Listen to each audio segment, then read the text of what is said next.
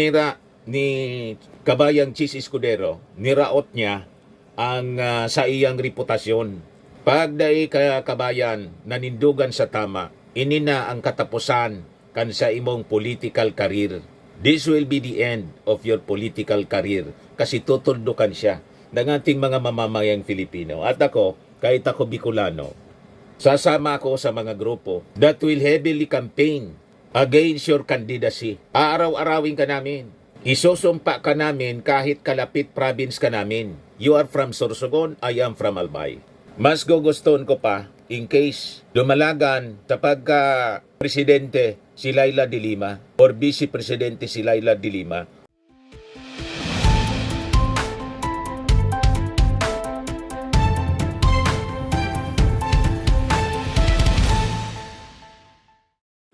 maray na aga mga manuy, mga manay. Ako po si Dante Maravillas, Bicolano vlogger from Albay, Bicolano vlogger broadcaster. O ngayon, tabi muna natin yung joke time portion kasi yung mga issue ngayon mga kababayan seryoso. So hindi bagay na joke tayo ngayon mga kababayan. Siguro sa mga susunod natin na mga episodes dito sa ating programa. But meantime, focus muna tayo po dito sa seryosong issue ng impeachment trial ni Sara Duterte na gustong isabotad sa paniwala ng ating mga mamamayang Filipino at maging ng mga legal luminaries. Gustong isabotahe yata ng Senado ng mga kaalyado po ni Sara Duterte, ni Digong. Ang intention maliwanag, hindi na ituloy ang trial para hindi makapag-present ng mga ebidensya yung prosecution panel. They want to terminate the impeachment case without the benefit of trial, which is a betrayal of public trust. Kung ano yung akusasyon kay Sara Duterte sa articles of impeachment, nakasama doon ang betrayal of public trust. Yun ngayon ang ginagawa ng Senado. Kaya tama itong mga sinabi ng House Prosecution Panel. Yan po. Sabi ni dating Senador Laila de Lima na ngayon incoming representative ng mamamayang liberal, party list representative po. Malinaw niya sa konstitusyon. Once the House transmits an impeachment complaint to the Senate, it is the Senate constitutional duty to convene as an impeachment court. No ifs, no buts, no excuses. And when powerful figures are accused of grave abuse, silence is complicity. Delay is betrayal. So dami na pong traidor dito sa ating bansa. Nakakalungkot kasi yung mga traidor, they are our elected officials. Madaling sabi, nakapili tayo ng mga opisyal ng ating bansa na mga traidor sa mga Pilipino. Hindi yung interes ng ating bansa, ng ating mga mamamayang Filipino ang kanilang sinusulong, kundi interes ng iilan lang, ng kanilang kaalyado. So this time, ang mga kababayan, ayaw nilang idiretso yung impeachment trial. The Senate now is under trial. And there is an increasing outrage laban mga kababayan sa Senado sa perceived cover-up na gusto nilang mangyari sa pamamagitan mga kababayan na hindi na ipagpatuloy ang impeachment at trial kay Sara Duterte. I-dismiss na lang, de facto dismissal. Isabi nga ng iba, impactoan niya ito, impacto hindi de facto. Impacto dismissal. Itong mga nasa likod ng de facto dismissal, although yung resolution mga kababayan hindi pa man pirmado in a numbered, pero this is an attempt na talagang gusto nila na i-terminate, i-dismiss ang kaso without the benefit of hearing. Sabi ko po sa inyo, huwag tayong papayag. At natutuwa tayo mga kababayan kasi there is a growing outrage ngayon. Kung saan, kung hindi nila papanagutin si Sara Duterte, ang Senado ngayon ang ating papanagutin. Sila yung ating i-convict through people power. May nakaamba na po na people power. Pag diniretso nila ang pagsasabutay mga kababayan dito sa impeachment trial. Kaya sabi po ni Chil Jokno, Akbayan party list representative, when the Senate acts as an impeachment court, it casts off its robes as a lawmaking body and takes on a completely different role mandated by the Constitution. The Senate has a constitutional duty to conduct the trial and cannot simply dismiss it through a resolution. Upholding accountability and justice is a constitutional mandate of the Senate and a fundamental part of good governance. Yan ang naging statement ni Chel Jokno kahapon. And yung kanyang partido, mga kababayan, party list, Akbayan Party List, is planning to mobilize a mass action to compel the Senate to start Sara Duterte trial. You can just imagine itong mga senador natin. Kailangan pang itulak, kailangan pang puwersahin natin para magtrabaho. Saan ka nakakitang klase ng mga senador, mga kababayan, na kailangan mo pang itulak, kailangan mo pang i-pressure sila para gampanan ang kanilang trabaho, mandato ng ating konstitusyon. So talagang nakakabwisit, mga kababayan. Yan ang rason bakit there is a growing outrage from among the public ngayon po, mga kababayan, at tanda nilang dambahin ang Senado. Dahil gusto nilang pagtakpan itong si Sara Duterte. Yan ang perception ngayon dahil sa kanilang pansariling political interest. Kaya sabi dito sa balita, mga kababayan, a series of mass actions will be conducted by Akbayan Party List along with civil society coalition Tindig Pilipinas to demand the Senate to comply with its constitutional duty to try Vice President Sara Duterte in an impeachment trial. So sabi ng Akbayan, itong series of mass actions gagawin sa June 9 hanggang June 11.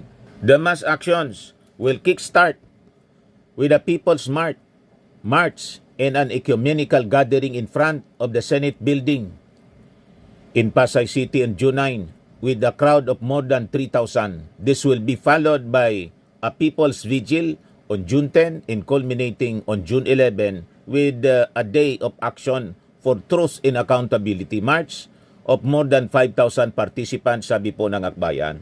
So initial lang yan po na number na yan. Pag nakita ng mga mamamayang Pilipino na talagang pinawalang hiya ng ating mga senador, ang ating saligang batas, malamang sa malamang, barikadaan na ninyo. Huwag ninyong palalabasin dyan.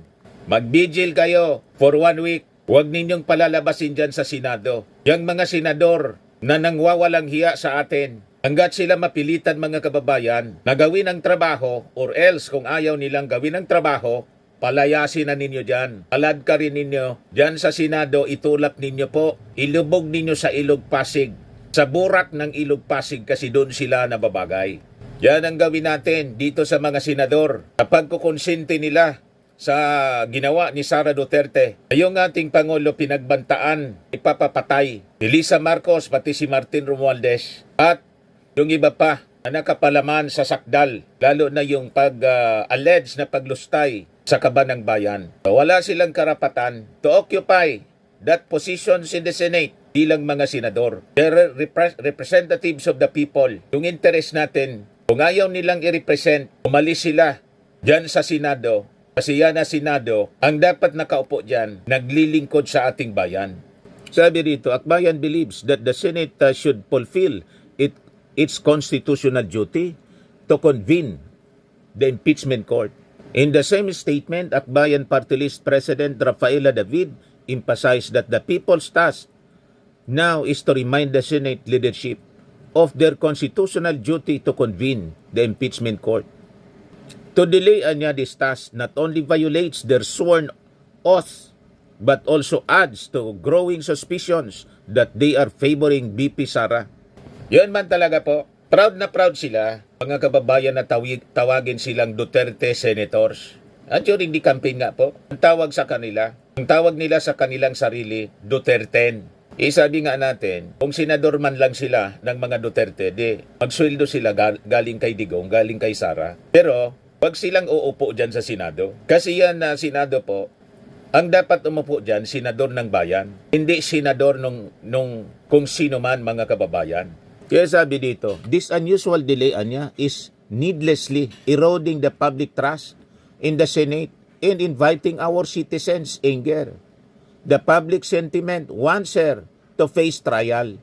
They are patiently waiting, but the patience has limits. She warned. Tama po. Ulit-ulit nating sinabi, huwag ninyong sasagarin ang pasensya ng ating mga mamamayan kasi po, kakalad ka rin kayo dyan. Kung paano si Erap Estrada tumakas, papuntang Ilog Pasig, doon na lang sa dumaan, doon ang mangyayari sa inyo. But it's not from the palace, kundi galing dyan sa Senado. Kayong mga senador, you'll be forced to leave the Senate. Pag nilosob kayo dyan, ang galit na mga mamamayang Filipino kasi sinagad ninyo yung pasensya. The group likewise condemned the illegal attempts to dismiss the impeachment case without a formal trial pertaining to the draft resolution initiated by Senator Bato de la Rosa that is now being circulated among senators. Garapalan po yung ginagawa nitong si Bato de la Rosa. Kaya nga, pag lumabas po yung pinag-uusapan na warrant of arrest mula po sa ICC to be served by Interpol through General Torre. Siguro pag nagkaroon po ng arrest, kasama doon si Sara Duterte, pati si Bongo yata, another former PNP officials, sigurado mga kababayan, magtatalunan yung ating mga mamamayang Filipino sa tuwa. Kasi ang ibig sabihin yan, yung mga problema ng ating bansa na bawasan. So sabi po ni David, it is absurd to have a dismissal of a case when there has not been a formal hearing. They are asking for acquittal without holding a hearing. Harap-harapan po, garapala na pagsalaula sa ating saligang batas yung ginagawa ng Senado ngayon sa pamumuno po ni Chis Escudero. Kaya si Chis Escudero, sumama ng tingin ang ating mga mamamayang Filipino dahil sa mga pangyayaring ito mga kababayan. So padami ng padami ang naglalabas ng kanilang mga statements of condemnation. Una yung UP, College of Law Faculty members, then the San Beda. Ngayon mga kababayan, ito ng mga OFWs. Yan Overseas Filipinos Islam Senate's vague legalist-laden excuses and BP Sara impeachment. Yan report ng abogado.com.ph. Sa statement na pinalabas ng Overseas Filipinos for Good Governance, said it stands in solidarity with civil society and legal groups demanding immediate Senate action in condemn what is described as malicious moves to derail the process. Sabi po ng grupo ng mga OFWs, we deplore the delaying tactics of Senate President Francis Chis Escudero and the equally unacceptable moves of Duterte-aligned senators such as Senators De La Rosa and Francis Tolentino. The group said, adding that such actions violate the constitutional mandate to assess the merits of impeachment cases against high-ranking officials. Sinira ni Kabayang Chis Escudero, niraot niya ang sa iyang reputasyon. Pag dai ka kabayan nanindugan sa tama, ini na ang katapusan kan sa imong political career. This will be the end of your political career kasi tutuldukan siya ng ating mga mamamayang Filipino. At ako, kahit ako Bicolano, sasama ako sa mga grupo that will heavily campaign against your candidacy. Aaraw-arawin ka namin. Isusumpa ka namin kahit kalapit province ka namin. You are from Sorsogon, I am from Albay. Mas gugustuhan ko pa, in case lumalagan sa pagka-presidente si Laila de Lima or vice-presidente si Laila de Lima o kumandidato si Laila de Lima sa pagka-senador, ibalik natin sa Senado si Laila de Lima or si Antonio Trillanes. Dati man Bicolano yan si taga-Digdi sa Ligao.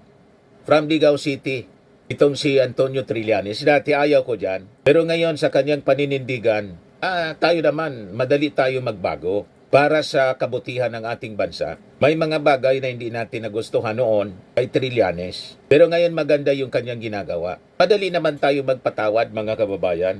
Ganon tayo. Kasi Kristiyano tayo Pag mali, we condemn. Dapat ganon. Si Chis Escudero, kung magbabago siya ng kanyang posisyon, mababago din ang ating pananaw. Pero pag pinanindigan ni Kabayang Chis Escudero yung mali, then hindi natin palalampasin kahit kababayan natin. Ikokondina natin at isusumpa natin itong si Chis Escudero. Hindi naman tayo tulad ng mga kulto ni Digong, ng mga DDS. Kitang-kita na ako dati akong supporter ni Digong. Alam nila yan. Datian niya, yan mga sinasabi sa akin ng mga DDS. Datian niya, kaumaw-umawi mo si Digong. Tama kayo noon. Pero nang makita natin na mali na yung ginagawa, hindi man pwedeng we support. Si Sara Duterte, binoto natin. Kasi in-endorse ni PBBM. Pero tingnan ninyo yung ginagawa. Alangan mang isupport pa natin ang ganyang manifestation, ganyang pinapakita at mga ginagawa. Di ba? Hindi man tayo kulto, blind follower. I-support yung mga magagandang gawa, i-condemn yung mga mali. Yan ang dapat na pag-ugali po natin. Kung talagang may pagmamahal tayo sa ating bansa. Yung iba sinasabi, Marcos loyalist daw ako. Hindi man po ako Marcos loyalist. Di man po ako member ng mga grupo. I am supporting the President. Sinampanya natin mga kababayan. Kasi maganda yung kanyang programa. Imbes i-support natin si Leni Robredo, nakita ko, mas maganda yung programa. At Bicolano ako. Iniisip natin buong bansa eh. Hindi lang yung Bicol eh. Kung iisipin ko lang yung Bicol para makapag-produce ng sarili naming presidente, si Leni Robredo na sana yung sinuport ko. Hindi parokyal yung ating pag-iisip po. Hindi pang sarili na dito lang na Bicol. Ang Bicol, parte ng buong Pilipinas, just like Mindanao. Dapat yung perspective natin, yung pag-iisip natin, hindi lang nakapokus sa isang lugar, kundi sa kabuuan ng Luzon, Visayas at Mindanao. Ganon tayo po. So sabi ng mga OFW, nagagalit sila sa ginagawa ni Escudero, accusing him of deploying vague and legalist-laden excuses that distract and mislead the public while eroding democratic institutions and undermining public trust. Just imagine, sila na mismo yung sumisira sa institusyon. That is historically yung Senado, the last bastion of democracy. Sila na ating mga representative, sila yung ating mga hinalal bilang senador. Sila mismo yung nagba-violate ng ating saligang batas. Payag tayo sa ganun po. Kung sila mismo ang lumalabag sa ating saligang batas, ano pa yung ating mga mamamayang Filipino? Tama po? Konsentidor sa mga maling gawa. Hindi tayo papayag na ganon ang kanilang gagawin mga kababayan. Kung kailangan nating puwersahin sila through people power, ayaw natin sana ng ganon. Then we will be forced to do so para lang ma-preserve natin ang ating mga institusyon. The law and order dito sa ating bansa. Kasi sabi ko nga, pag hindi natin pinapanagot si Sara, libre na sa bawat isa sa atin kasi iisipin ng bawat isa sa atin, lalo ng mga kabataan, okay lang yung magbanta. Ipapatay ang presidente, mangontrata ng asasin, ipapatay yung presidente. It will become normal. Gusto ninyo ng ganong ori ng society? Parang yung ating bansa, bumalik tayo sa panahon ng mga barbaro. Uncivilized world, mga kababayan, na ginagamit sa dahas ang lahat. Bayag kayo sa ganun po, mga kababayan. Wala nang tinatawag na civility, law and order. Wala na po. Si Luke Espiritu, hindi ko gusto. Pero yung mga statements niya, ngayon, very true. Ito po, pakinggan ninyo po, si Luke Espiritu sa kanyang statement. Consciousness ng mga Pilipino. At ginagawa niyang Sinira niya yung consciousness ng mga Pilipino. At ginagawa niyang mainstream ang kabastusan. At hindi binagawa niyang mainstream ang patayan. Siya ang pinakamasahol na naging presidente.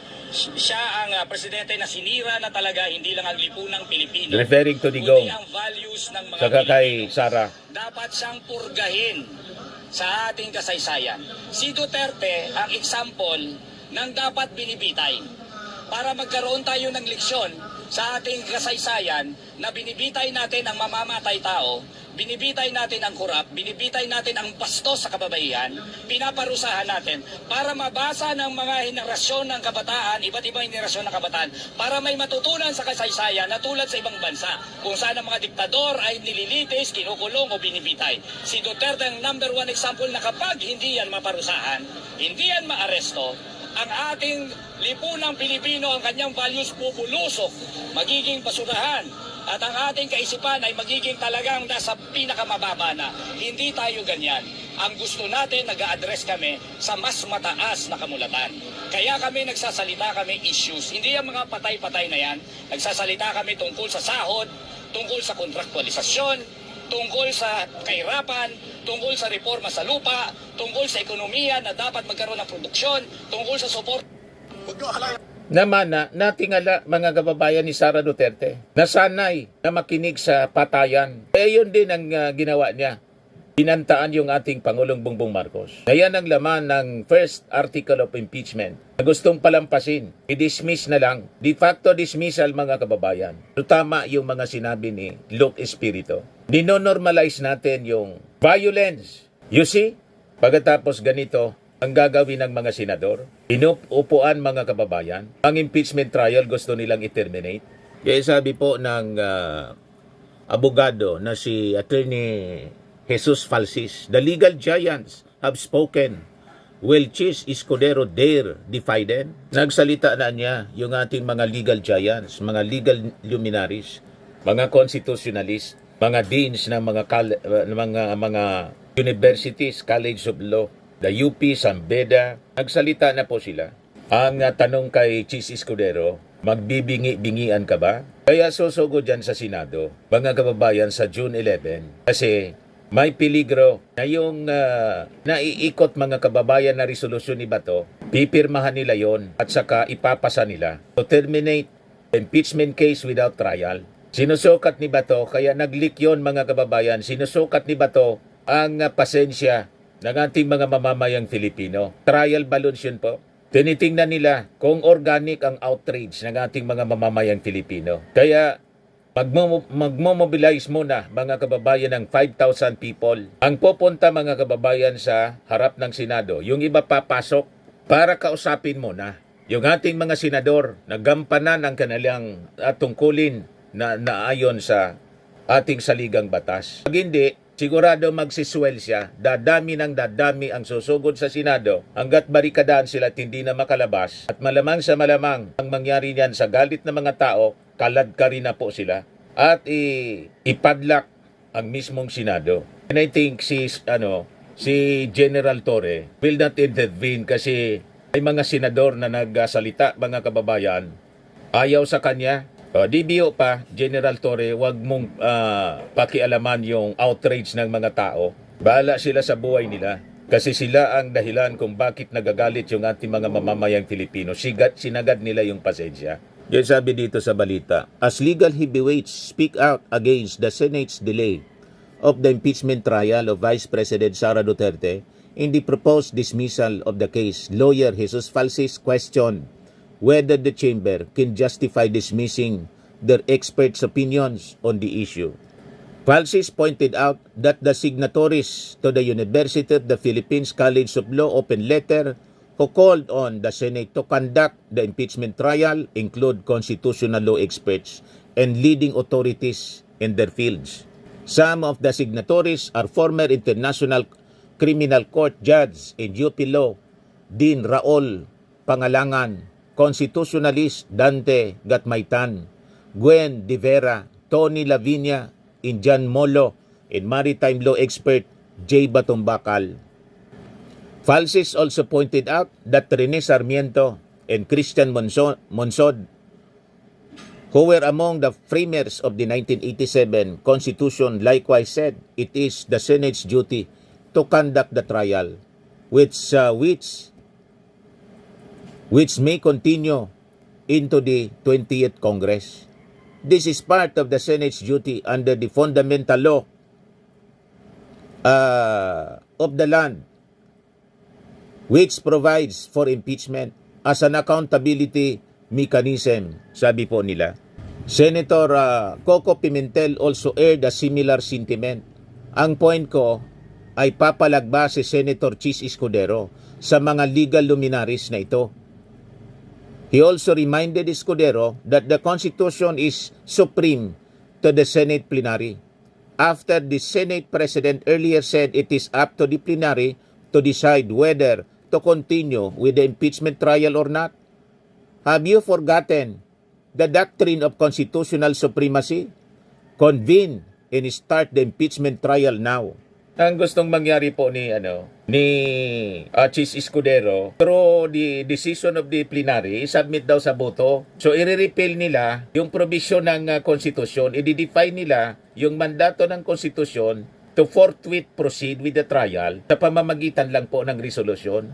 Saan ka nakakitang ano nangyari sa pinag-aralan po ninyo, kabayang Chis Escudero? Sa law school mo, ano nangyari? Bigla na lang ba na nag-short circuit yung utak mo? Na-delete bigla yung pinag-aralan mo sa law school? Hindi yan po pwede na ganyang ideya po ninyo. Sabi nga po ng mga political commentators ngayon, alam nga naman niya si Escudero, hindi niya alam, naging bobo na ba siya?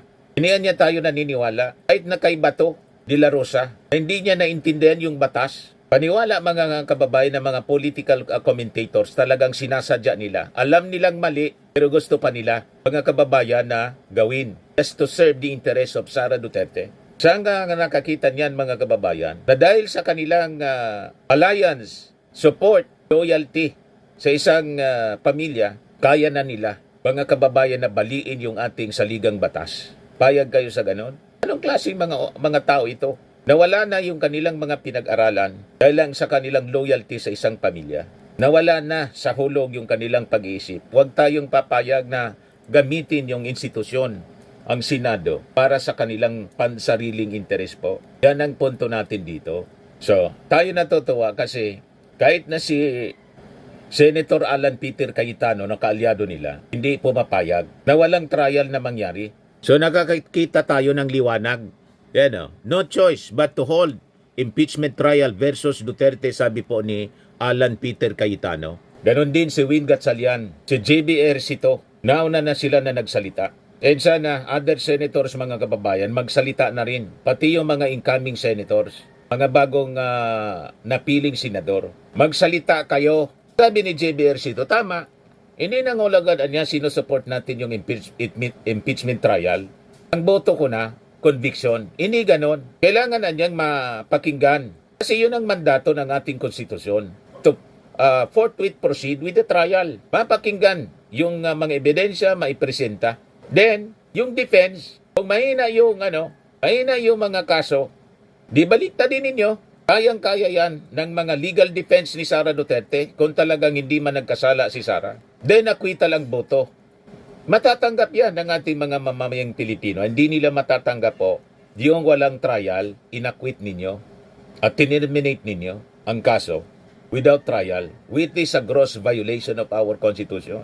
Si Ping Lacson nagsalita na rin mga kababayan, incoming senator. Sabi ni Ping Lacson, that unnumbered, undated, in an authored Senate resolution was a clear attempt to usurp the authority of the impeachment court, which the Senate President apparently is reluctant to convene with just 3 session days left before its sine die adjournment for reasons only he knows. If the present Senate does not constitute itself into an impeachment court before the 19th Congress adjourns sine die on July 13, there is no court to cross over to the 20th Congress. Then the legal issue becomes even more complicated.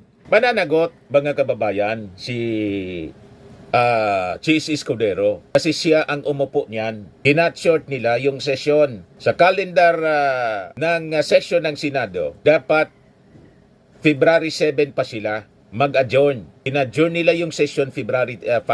Sa motion ni Joel Villanueva, makikita ninyo dito ang intensyon talaga nila na upuan para ubusin yung panahon, yung oras. Tapos ngayon ang sinasabi doon sa impacto dismissal ni Bato de la Rosa, wala na anyang time kasi para pag-usapan pa yan. I-terminate na lang natin, i-dismiss natin. Kita ninyo? So lumalabas talaga. Nagsabuatan sila po. Sabuatan ng mga senador na kakampi ni Sara Duterte. Malinaw po yon. Kaya kung ano-ano na lang ang pinagdadaldal ni Chis Escudero sa presko niya para i-justify yung kanilang pag-upo. Sinisisi, tinuturo ngayon si Martin Romualdez. Si Martin Romualdez, mga kababayan, ginawa na nila. Yung Congress, ginawa nila yung trabaho. Sabi ni Martin Romualdez, nasa inyo na ang bola. Kung inupuan ito ng Congress, yan ang akusasyon ni Escudero ng 2 months. Kayo hindi lang ninyo inupuan, tinulugan pa ninyo. Hinigaan ninyo, tinulugan ninyo 4 months. Hindi kayo makakaligtas sa inyong pananagutan sa ating bayan pag hindi ninyo tinuloy ang impeachment trial laban kay Sara Duterte. Kayo ngayon ang mananagot ng mga senador. O ngayon, tama itong komentary ni Antonio Contreras the Senate on trial, democracy duty in the impeachment of Sara Duterte. Imbes na on trial, ang dapat na on trial si Sara Duterte kasi siya yung akusado. Siya yun ang impeach. Ngayon, ang on trial na yung Senado. Kita ninyo? Kaya sabi dito sa kanyang column sa The Manila Times, as the Senate prepares for one of the most consequential impeachment trials in Philippine history, the question before us goes beyond the charges against Vice President Sara Duterte. It is a test of the Senate's integrity, of our Constitution, and of the Filipino people's demand for accountability. The charges are grave: misuse of confidential funds, abuse of power in alleged threats to assassinate President Ferdinand Marcos Jr., the First Lady and Speaker of the House. These are not minor lapses in procedure. They represent serious breaches of public trust and demand nothing less than full and transparent adjudication. Yet some have floated the idea of dismissing the case outright or halting it if the trial extends into the next Senate. These proposals are not just legally questionable, they are democratically dangerous. Tama po si Antonio Contreras, Professor Antonio Contreras. Peligroso ito na ginagawa ninyo mga senador. Pag hindi ninyo sinailalim sa trial, di ninyo ginawa yung inyong trabaho, kayo ngayon ang haharap sa trial, in judgment ng ating mga mamamayan. Yan ang kakaharapin po ninyo. Kaya sabi niya rito, any country long scarred by elite impunity, a Senate that refuses trial will not be forgiven, di kayo mapapatawad. Justice functionally dismissed is still justice denied. Filipinos are increasingly engaged, politically conscious, and intolerant of evasive maneuvers.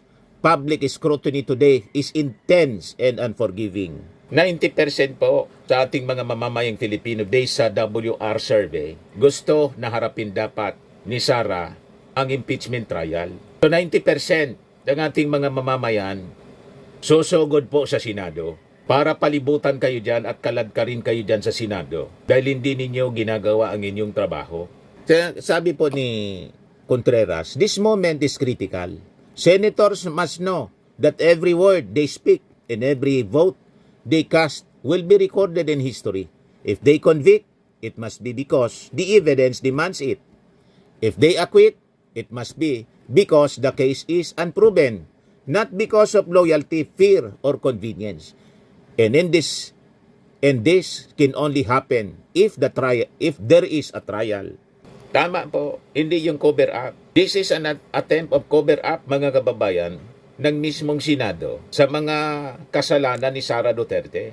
Kaya ayaw nila na idiretso yung trial, mga kababayan. Kasi sabi nga natin sa mga nauna nating video, malamang sa malamang kasi napakalakas ng ebidensya to convict Sara Duterte. Once na naipresent yung mga ebidensya, mahihirapan sila kasi yung mga kalyado ni Sara Duterte sa Senado, mahirapan sila na i-acquit. Kaya pinipili nila ngayon na wag nang mag-trial para hindi na malaman ng tao. Cover up yung mga pagkakasala ni Sara Duterte. Yun, hindi papayag po ang ating mga mamamayang Pilipino. Si Sara, kung walang kasalanan, i-acquit ninyo based sa merito ng kaso, sa ebidensya. Kung mahina yung ebidensya, gawa-gawa lang, kung yan ang paniwala ninyo, pinipersecute lang si Sara Duterte, di ibig sabihin walang ebidensya. Politika lang. O di i-acquit ninyo, pero hayaan ninyo na dumaan siya sa trial para din ito sa kanya. Kaya sabi ni Contreras, in truth, it is not just Sara Duterte on trial. It is the Senate itself. It is the question of whether our institutions can still serve the people, not just the powerful. Whether our democracy still breathes, and whether the Filipino people can still hope for truth and justice when power is in the dock. Well said, Professor Antonio Contreras. Tama po yung kanyang sinasabi. Ang nangyari ngayon, hindi na si Sara nakatutok yung trial. Kasi yung trial para kay Sara, gusto nilang isabotahe. On trial na, mga kababayan, yung Senado. In the bar of public opinion, mga kababayan. Kaya sabi niya dito, if the Vice President believes in her innocence, let her prove it, not with propaganda, but through a public rule-based trial. let the Senate rise to the occasion, not as partisans, but as jurors of history. Let the people bear witness to a process that honors both the Constitution and the trust. Duterte herself openly wishes that the trial continues, even lasting over the prospect of a bloodbath.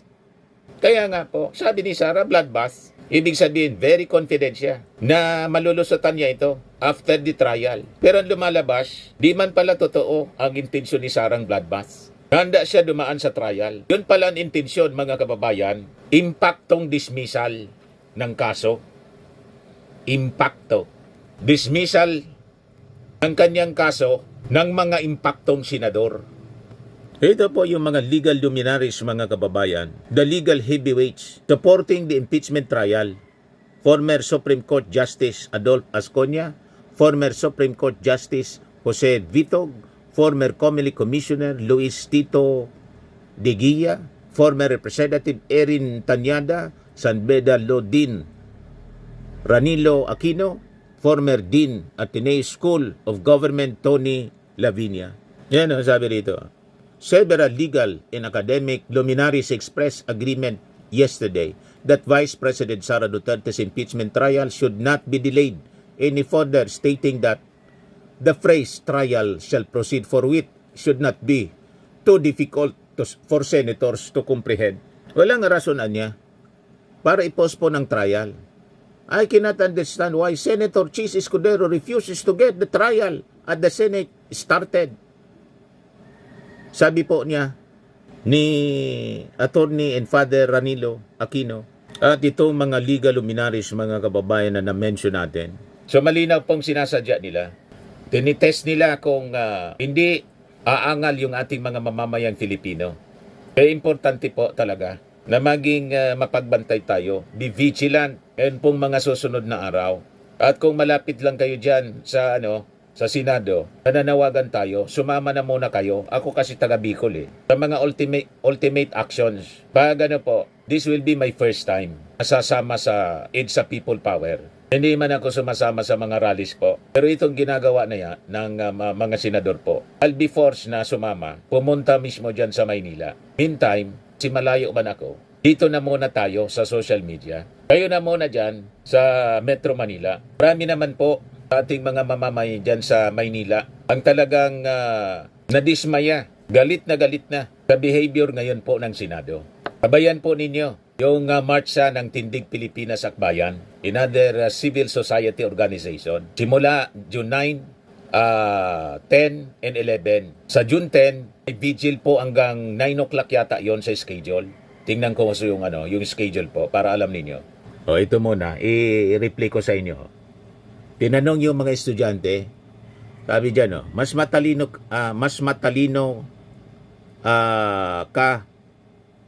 ka ba kaysa sa senador? Ano sa Tagalog yung forthwith? Tinanong yung mga estudyante, mas matalino pa yung mga estudyante kaysa dito sa mga senador, mga kababayan. Kita, ano po ba sa Tagalog ang forthwith? Madalian. Storboyin lang kita, ano po ba sa Tagalog ang forthwith? Agad-agad po. Para sa inyo, SP, under your leadership, how do you deal with that word forthwith in the Constitution? Forthwith, within the bounds of law. Paano sa Tagalog ang forthwith? Agad-agad. Tanongin lang kita, ano sa Tagalog ang forthwith? Agad-agad. Wow, thank you po. Mukhang mas matalino pa kayo sa senador Ano ba sa Tagalog ang forthwith? Agaran po. Sir, Oy, storboyin lang kita. sige lang boss. Ano po sa Tagalog ang forthwith? Hindi ko mabilisan. Mabilisan, no? Galing. Mukhang matalino pa to sa senador Talaga. Madam, ano po ba sa Tagalog ang forthwith? Para sa akin po, sa Tagalog ng 14 ay agad-agad po. Sir, ano po sa Tagalog ang forthwith? Ang pagkakalam ko po is madalian, yung agad-agad na po. Galing, Yun ang tama. ibig sabihin.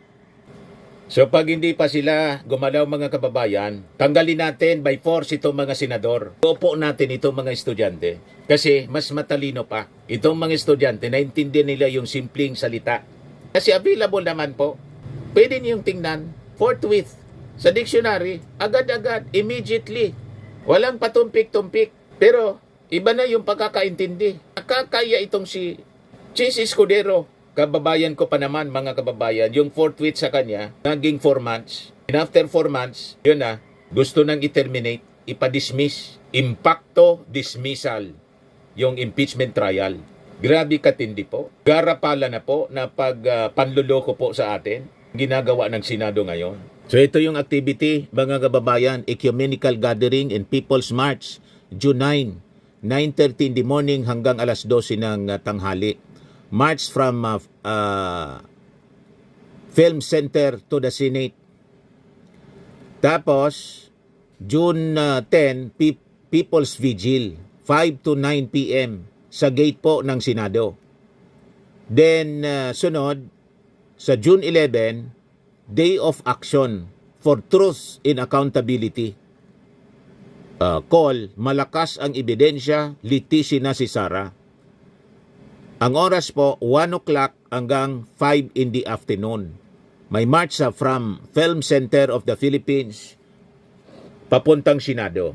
Makikita ninyo, mababasa natin dito sa ating mga previous videos, mga kababayan, yung outrage ng ating mga mamamayang Filipino. Yan Sabi ni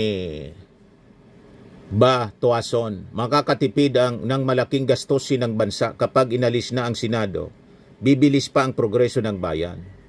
Sabi ni Marife, abolish the Senate at itapon ang mga anti-impeachment na mga senador sa Pasig River. Sabi ni Mario Baldonado, panalangin ko na malusaw na ang lahing Duterte sa politika ng Pilipinas para sa katahimikan at kaunlaran ng ating bansa. Sabi ni The Rainbow, sana ang mga senador ay katulad ni General Torre na matapang, paninindigan at may bayan.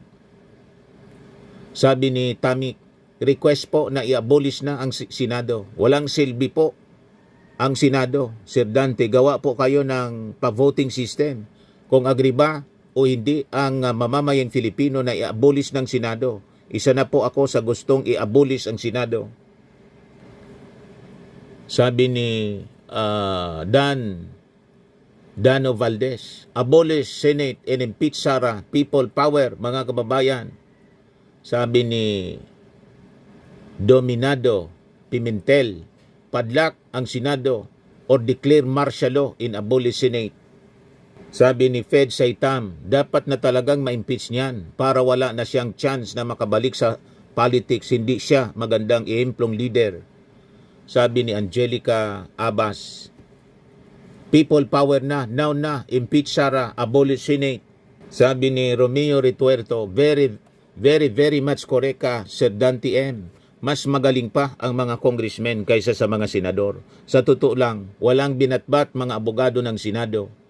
Sabi ni Edgar Bueno, hindi pwede na hindi ituloy ang impeachment ni Sara.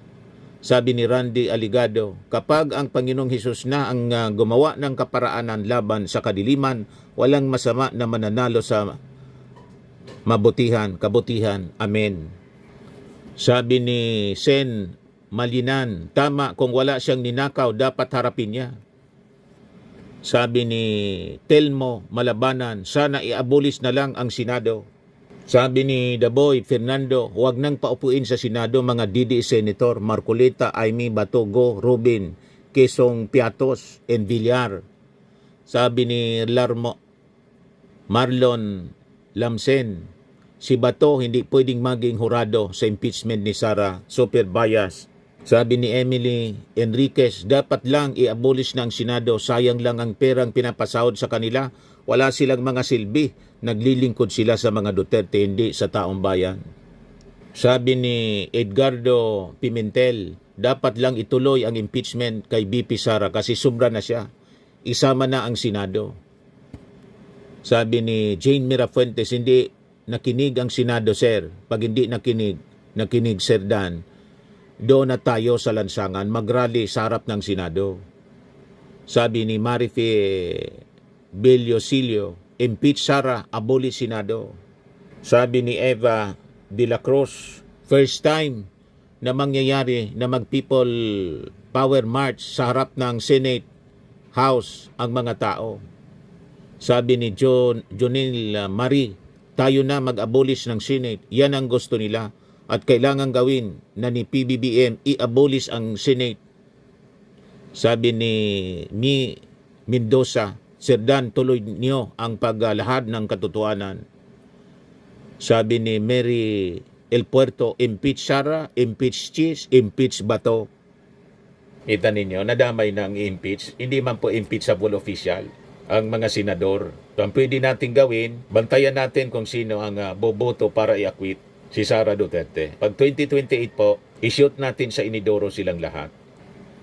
Sabi ni SGP, isara ang Senado para makatipid ng government resources. Congress are a way better than the useless Senado. Sabi ni Ronald Manapol, sige lang po Mr. Dante para maubaran ang maskara ang mga senador na di tinutupad ang kanilang mandato. Sayang ang tax na pinipasweldo sa kanila. Sabi ni Jomar, impeach Sara, protect the President. Sabi ni Ernesto, go to Senado, demolish na.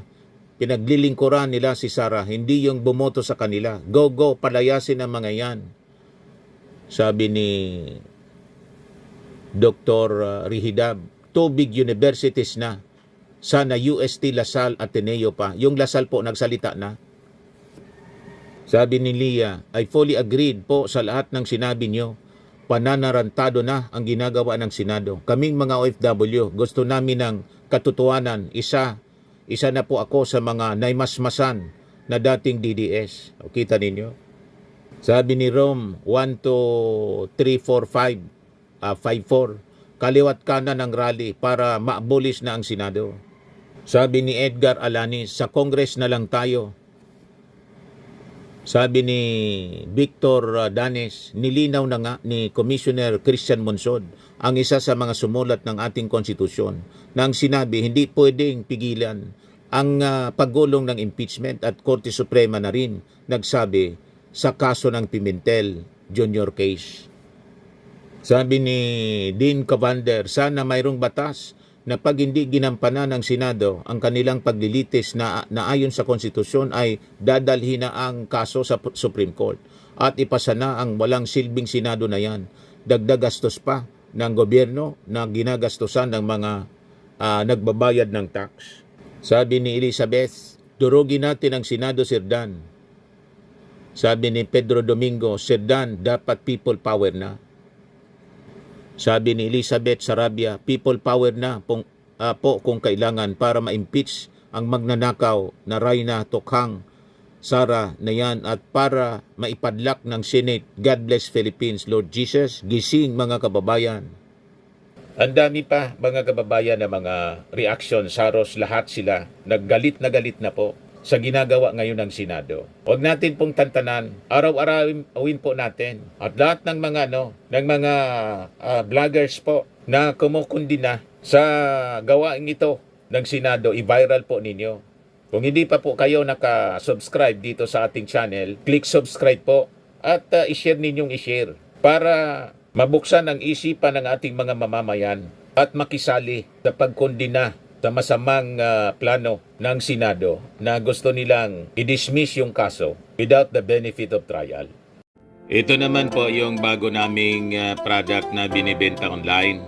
iGlow Serum, whitening po siya. Tingnan ninyo yung epekto sa aking anak na architect before and now. Yung mga inquiries po ninyo, dumiretso na lang kayo sa kanyang Facebook account, Riz Maravillas.